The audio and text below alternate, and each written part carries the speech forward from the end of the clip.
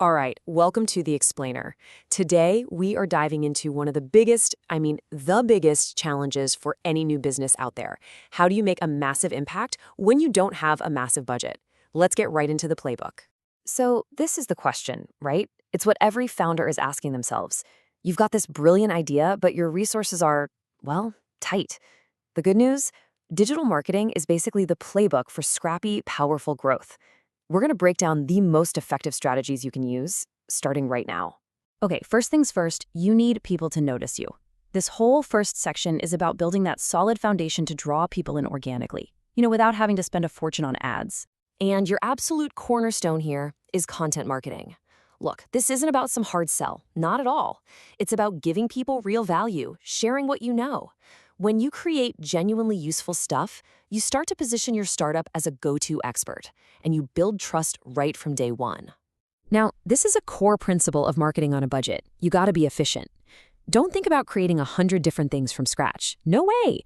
Instead, create one fantastic, high-quality piece, let's say an expert blog post. Then, repurpose it. Slice that post into a cool infographic, dice it into a short video, and then sprinkle little clips all over social media. Just like that, you've multiplied your reach with just a fraction of the effort. So you've created this amazing content. That's awesome, but how do people actually find it? That's where SEO, search engine optimization, comes into the picture. You can think of it like this. Your great content is the message, but SEO is what makes sure that message actually gets delivered to the right people. And listen, you do not need to be some technical genius to get started. These are the fundamentals you can control right on your own website. Having a fast, mobile-friendly site? That's not just a nice-to-have anymore. It's a huge signal to Google that you care about the user. That, plus some clear descriptions, tell search engines, hey, this is a quality result worth showing to people. But, attracting an audience is really just the first step. The real magic happens when you start to turn those visitors into a loyal community, people who will actually champion your brand. This right here represents a huge mindset shift. Old school marketing was all about broadcasting at people. Today's growth is all about engaging with them. It's the difference between a one-way announcement and a real two-way conversation. You're not just pushing a product, you're building relationships, and that is how you create true fans. And social media, of course, is the main arena for this. But the key is to be smart about it, not just scattered. Don't try to be on every single platform. Find the one or two places where your audience actually lives and pour your energy into those.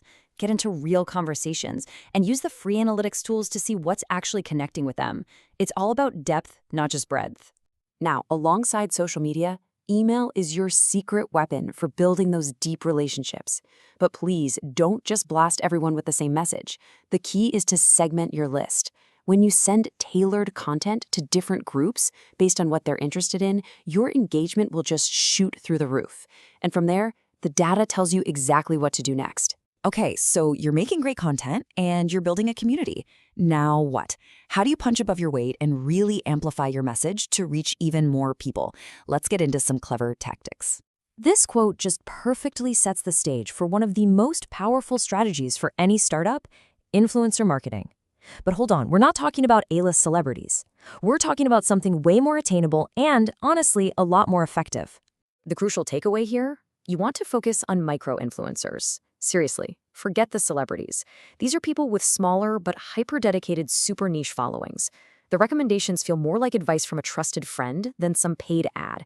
And that's exactly why their engagement rates are so much higher. And best of all, they're way more cost-effective. A lot of times, they're open to just a simple value exchange, like getting to try your product for free. And now, for the part that ties this whole thing together. You can have the best strategies in the entire world, but if you're not measuring your results, you are basically flying blind.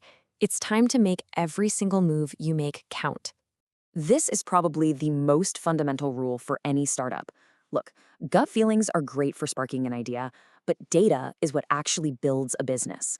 When every dollar and every single hour matters, tracking your performance isn't just optional, it's everything. So what should you actually be measuring? Well, these are your key performance indicators, your KPIs. Think of them as the vital signs of your marketing health. Website traffic tells you if people are seeing you. Lead generation shows if you're capturing their interest. Social engagement proves you're building a real connection. And the conversion rate, well, that tells you if it's all turning into real results. This whole process creates this powerful feedback loop. You use free tools like Google Analytics to see what people are actually doing. You measure that against your goals. You find out what's working and you double down on it. You find what's failing and you either fix it or you cut it loose. This cycle, gather, review, adapt, that is how a shoestring budget fuels real, sustainable growth. Wow, we've covered a ton of ground, haven't we? From creating content to building community and using data. So let's pull all of this together into one final actionable toolkit for you. So here it is, your low-cost growth plan. It all starts with creating valuable content that SEO helps people find. Then you build a real community around that value, using social media for conversation and email for that deeper connection. You amplify your message with trusted voices and, this is key, you let data guide every single decision, making sure you're always getting smarter. You see how each piece strengthens the others? So the question I want to leave you with isn't just about what you've learned, but what you're actually going to do. Pick one of these strategies. What is the very first small, low-cost experiment you can run this week to start building some momentum? Because that simple action, that is exactly how growth begins.